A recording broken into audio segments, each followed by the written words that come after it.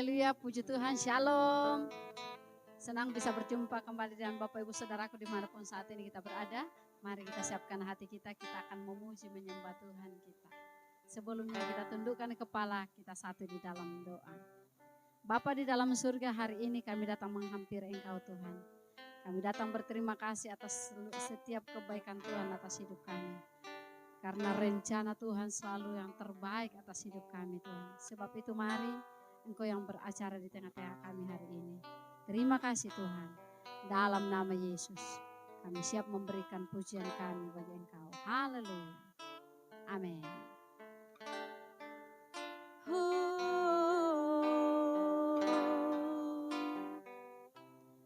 Ajar ku mengerti segala rencanamu,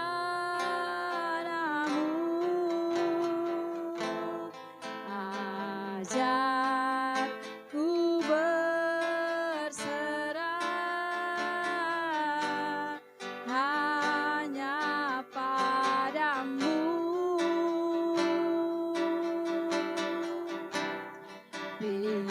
Pimpinlah jalanku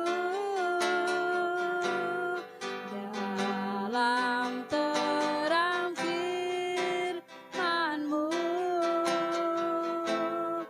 ajar ku berharap hanya padamu. Ajarku mengerti Tuhan. Ajarku mengerti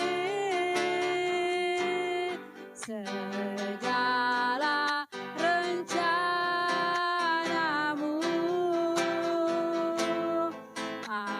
ajarku berserah hanya padamu.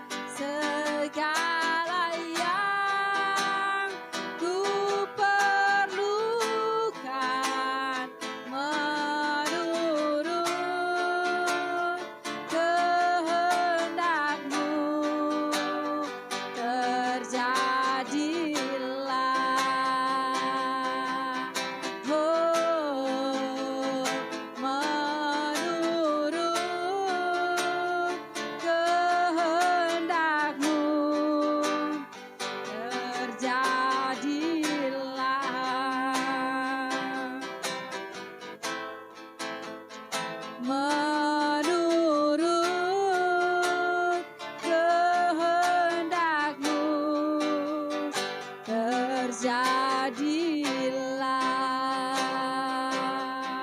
Oh, terima kasih ya Tuhan, Engkau Allah yang ajaib, Engkau Allah yang luar biasa. Rencanamu, rancanganmu dalam hidupku selalu yang terbaik. Haleluya.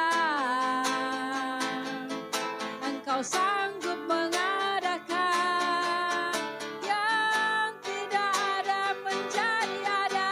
Haleluya. Oh, biarlah kehendak-Mu terjadi atas hidupku. Haleluya.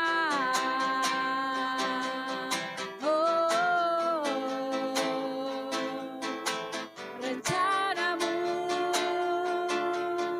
rancangan-Mu Tuhan, selalu ya dan amin.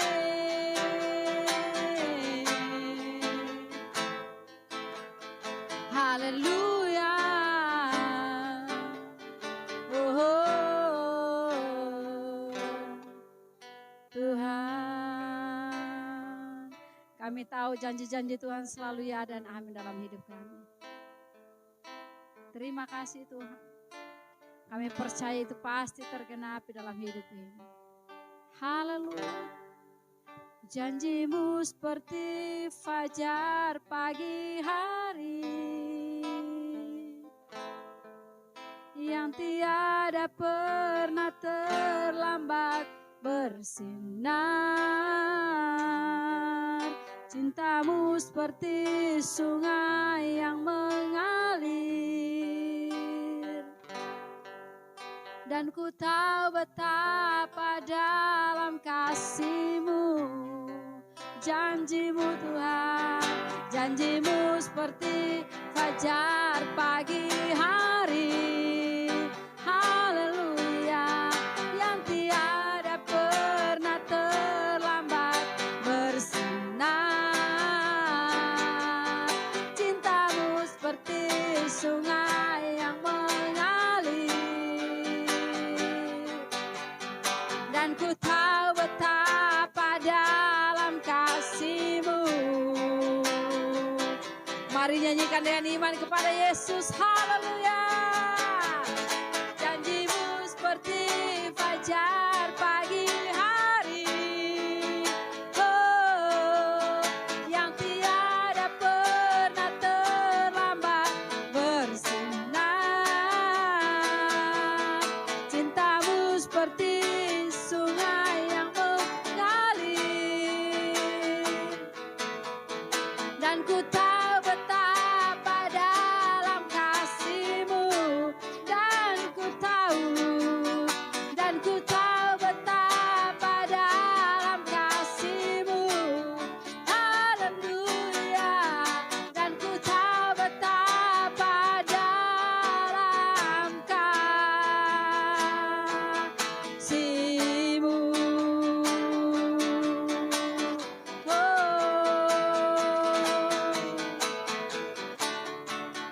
Kuasa-Mu terlebih besar, Tuhanku terlebih besar. Tak pernah terlambat janji-Mu ya Tuhan, menolong hidupku. Oh,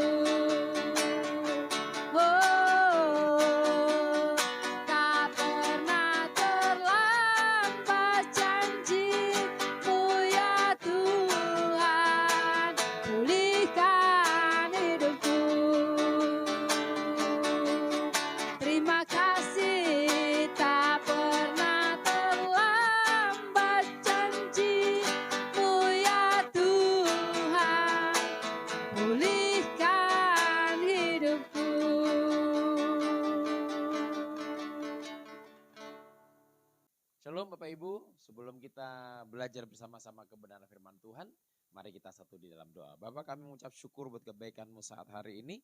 Terima kasih buat kasih setia-Mu, kami sudah memuji memuliakan nama-Mu. Dan tiba saatnya kami akan bersama-sama belajar firman-Mu. Berkati kami semua yang mendengar maupun yang menyampaikan isi hati-Mu. Kami bersama-sama diberkati, dipulihkan, bahkan mengalami kekuatan yang daripada Engkau Roh Kudus. Terima kasih.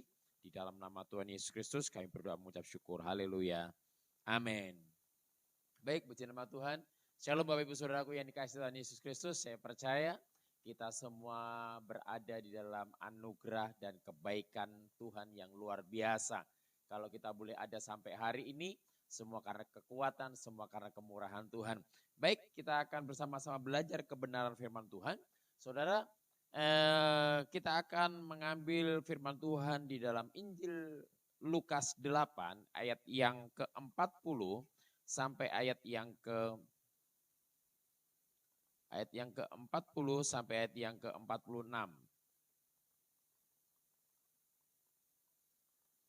Ayat yang ke-40 sampai ayat yang ke-46. Di sini firman Tuhan berkata, dengan perikop Yesus membangkitkan anak Yairus dan menyembuhkan seorang perempuan yang sakit pendarahan. Ayat ke-40, ketika Yesus kembali orang banyak menyambut dia sebab mereka semua menanti-nantikan dia. Maka datanglah seorang yang bernama Yairus, ia adalah kepala rumah ibadat, sambil tersungkur di depan kaki Yesus, ia memohon kepadanya supaya Yesus datang ke rumahnya. Karena anaknya perempuan yang satu-satunya yang berumur kira-kira 12 tahun hampir mati. Dalam perjalanan ke situ, Yesus didesak-desak orang banyak. Adalah seorang perempuan yang sudah 12 tahun menderita pendarahan dan yang tidak berhasil disembuhkan oleh siapapun. Ia maju mendekati Yesus dari belakang dan menjamah jumbai jubahnya. Dan seketika itu juga berhentilah pendarahannya. Lalu kata Yesus, siapa yang menjamah aku? Dan karena tidak ada yang mengakuinya, berkatalah Petrus, Guru, orang banyak mengerumuni dan mendesak engkau. 46. Tetapi Yesus berkata, ada seorang yang menjamah aku, sebab aku merasakan ada kuasa keluar dari diriku. Saudaraku yang dikasihi Tuhan Yesus Kristus, firman Tuhan ini sungguh luar biasa. Ini seringkali terjadi juga dalam kehidupan saudara dan saya. Ketika kita merindukan sesuatu pertolongan supaya hidup saudara ditolong oleh Tuhan. Mungkin ada masalah dalam keluarga, masalah dalam pekerjaan, masalah dalam usaha, bahkan masalah kekuatan kesehatan kita. Kita merindukan sesuatu jawaban dalam kehidupan saudara dan saya. Cepat-cepat kita mau mendapatkan jawaban tersebut. Tetapi pada akhirnya bahwa apa yang kita rindukan, apa yang kita impikan, apa yang kita inginkan supaya doa kita terjawab. Tetapi kenyataannya belum terjawab. Nah, ini terjadi dalam kehidupan Yairus. Di mana kisah ini menceritakan seorang kepala rumah ibadat yaitu Yairus yang mempunyai anak yang sakit keras dan hampir mati. Maka dari itu Yairus dia tidak mempergunakan jabatannya sebagai kepala rumah ibadat. Dia tidak menggunakan titelnya untuk menyuruh orang menjumpai Yesus. Tetapi Yairus dia berjumpa secara pribadi kepada Yesus. Dia menjumpai Yesus sendiri. Dia tidak mengurus, dia tidak menyuruh orang suruhannya. Saya percaya yang namanya kepala rumah ibadat pasti ada bawahannya. Tetapi Yairus dia tidak mempergunakan jabatan yang ada. Tetapi dia berjumpa dengan Yesus secara pribadi. Untuk merindukan suatu pertolongan di mana anaknya itu sakit keras dan hampir mati. Saya percaya saudara dan saya kalau ada sesuatu yang sangat-sangat membutuhkan pertolongan. Apapun yang akan kita kerjakan, kita akan mengerjakannya. Apapun yang menjadi persyaratnya, kita akan melakukannya. Asal kita punya anak itu selamat. Sama seperti yang dialami oleh Yairus. Maka dari itu dia menanggalkan jabatannya, dia menanggalkan jubahnya, dia menanggalkan titelnya. Dia tersungkur menjumpai Yesus dan bermohon supaya Yesus datang ke rumahnya dan meletakkan tangannya ke atas anaknya yang sedang sakit itu. Nah, dan ketika itu juga Yesus berkata, iya aku akan pergi ke rumahmu. Nah, berjalanan waktu, pada saat itu Yesus berjalan di tengah-tengah orang banyak, berkerumunan di orang-orang banyak yang sedang menuju ke rumahnya Yairus. Tetapi ternyata di pertengahan perjalanan, ketika Yesus mengadakan perjalanan yang mau menuju ke rumahnya Yairus, ternyata ada gendala, ada tantangan, ada sesuatu yang menghalangi Yesus untuk cepat-cepat datang ke rumahnya Yairus dan menyembuhkan anaknya Yairus. Dan ketika itu juga ternyata singkat cerita bahwa di tengah-tengah kerumunan itu ada seorang perempuan yang sakit pendarahan selama 12 tahun. Dia sudah diobati berbagai macam cara. Bahkan tidak ada faedahnya, tidak sembuh, bahkan tambah parah. Ternyata pada waktu itu perjalanan Yesus menuju ke rumahnya Yairus ada halangan. Sehingga menghentikan langkah Yesus untuk cepat sampai di rumahnya Yairus. Karena seorang perempuan yang sakit pendarahan ini menjamah atau memegang jumbai jubah daripada Yesus. Sehingga perempuan yang sakit pendarahan selama 12 tahun ini seketika itu juga berhenti pendarahannya, sembuh. Sehingga ada tenaga yang keluar dalam kehidupan diri Yesus, dalam diri Yesus. Maka dari itu membuat Yesus berhenti melangkahkan kakinya untuk menuju ke rumahnya Yairus. Saudaraku yang dikasih Tuhan Yesus Kristus. Kadangkala apa yang dialami oleh Yairus ini sama yang saudara alami dan yang saya alami. Kita merindukan satu jawaban doa. Kita merindukan satu pertolongan yang Tuhan akan kerjakan. Kerinduan kita supaya Tuhan cepat-cepat untuk menolong dalam kehidupan kita. Tetapi kadangkala Tuhan masih menunda. Atau mungkin tertunda. Karena ada sesuatu yang Tuhan akan berikan kepada orang-orang yang melebihi atau orang-orang yang lebih memerlukan pertolongan Tuhan dibanding saudara dan saya. Sama seperti yang dialami oleh Yairus. Pada waktu itu Yesus mau menolong anak Yairus cepat-cepat untuk pergi ke rumahnya Yairus. Tetapi tiba-tiba di pertengahan perjalanan ada halangan. Halangannya apa? Karena Yesus dihentikan langkahnya dengan seorang perempuan yang sakit pendarahan ini. Sehingga Yesus menghentikan langkahnya karena ada sesuatu yang keluar dalam diri Yesus. Ketika seorang perempuan ini menjamah jumbai jubahnya. Bapak Ibu Saudaraku yang dikasih Tuhan Yesus Kristus. Apakah Yesus dia berhenti begitu saja dan dia tidak mengingat apa yang Yairus sampaikan kepadanya? Permintaan Yairus yang disampaikan kepadanya untuk menyembuhkan anaknya yang sakit. Yesus tidak lupa. Tetapi Yesus ketika selesai menyelesaikan masalah dari perempuan yang sakit pendarahan itu. Dia mengingat apa yang Yairus sampaikan kepadanya bahwa anaknya sakit dan hampir mati. Tetapi ketika Bapak Ibu Saudaraku yang dikasih Tuhan Yesus Kristus. Ketika pertolongan Yesus yang akan diberikan kepada anaknya Yairus tertunda. Ternyata ada sesuatu mujizat yang begitu besar. Begitu tiba di tempatnya Yairus. Orang lain berkata bahwa anak itu sudah mati. Anak itu sudah tidak bisa disembuhkan lagi. Saudaraku yang dikasihi Tuhan Yesus Kristus. Dan pada akhirnya memang benar bahwa Yesus sampai di sana. Anak Yairus itu sudah tidak bernapas lagi. Tetapi kehadiran Yesus membuat anak Yairus yang sudah mati itu menjadi bangkit lagi. Nah, ini satu hal yang luar biasa. Saya menggarisbawahi kebenaran firman Tuhan ini. Jika ada sesuatu pertolongan yang kita inginkan atau jawaban doa yang kita inginkan, jika tertunda berarti bukan Tuhan tuli, berarti bukan Tuhan terlambat, tetapi ada sesuatu yang lebih besar yang Tuhan akan kerjakan dalam kehidupan saudara dan saya. Tentunya kalau saudara ini kasih Tuhan Yesus Kristus, mujizat mana yang besar, orang sakit disembuhkan atau orang yang mati dibangkitkan? Pasti saudara menjawab orang yang mati dibangkitkan. Itu mujizatnya besar. Ini sama kejadiannya Lazarus. Ketika saudara-saudaranya menjumpai Yesus untuk menyembuhkan Lazarus yang sudah mau mati. Yesus sengaja menunda. Maka dari itu Bapak Saudara, simple firman Tuhan ini.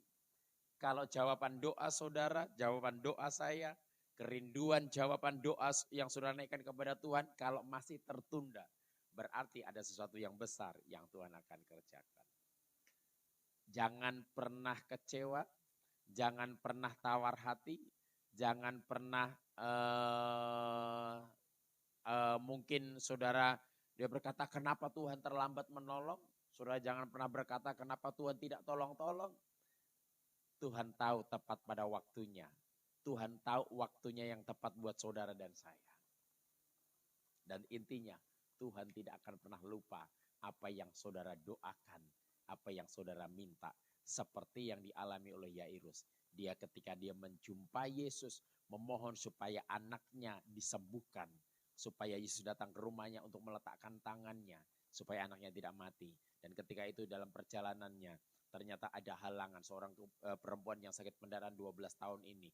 Dia menghentikan langkah Yesus dan membuat anak Yairus mati. Apakah Yesus lupa? Tidak. Saya mau berkata 2 poin di dalam firman Tuhan ini. Yesus tidak pernah lupa apa yang saudara minta. Yesus tidak pernah lupa apa yang saudara rindukan. Dan Yesus senantiasa datang kepada saudara. Bahkan akan memberikan lebih daripada apa yang saudara pikirkan dan saudara doakan. Kalau ada sesuatu yang tertunda, berarti Tuhan akan melakukan sesuatu yang lebih besar dan lebih besar lagi daripada apa yang saudara pikirkan dan saudara doakan. Ini renungan firman Tuhan. 2 poin. Yesus tidak pernah lupa apa yang saudara rindukan, apa yang saudara minta. Dan jika ada yang tertunda, berarti Yesus sedang akan memberi sesuatu yang lebih besar daripada apa yang saudara pikirkan dan saudara doakan. Ini renungan firman Tuhan. Mari kita satu dalam doa. Bapak, kami mengucap syukur buat kebaikan-Mu saat hari ini. Terima kasih buat kebenaran firman-Mu yang mengingatkan kami bahwa Engkau Yesus yang tidak pernah tertidur dan tidak pernah terlelap. Dan tidak pernah lupa dengan apa yang kami minta, dengan apa yang kami rindukan, dengan apa yang kami sampaikan kepadamu Bapa. Terima kasih dan kami percaya bahwa segala sesuatunya yang tertunda dalam kehidupan kami, jawaban doa kami, kerinduan kami, visi misi kami yang masih tertunda, yang belum tercapai, maka Tuhan tahu yang tepat, bahkan Tuhan akan menjawab melebihi daripada apa yang aku pikirkan, melebihi daripada apa yang aku doakan. Terima kasih, berkati bangsa dan negara kami, mulai dari Bapak Presiden bahkan sampai ke RT RW, kami berdoa dalam nama Yesus, Tuhan memberkati. Kami juga berdoa untuk pemilihan presiden, wakil presiden dan calon legislatif Tuhan.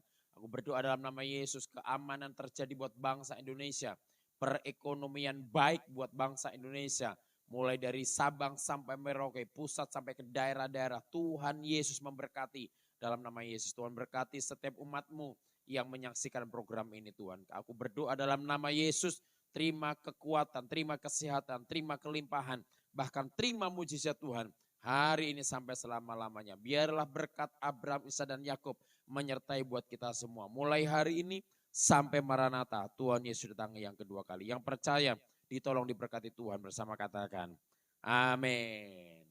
Selamat hari Minggu, Tuhan Yesus memberkati.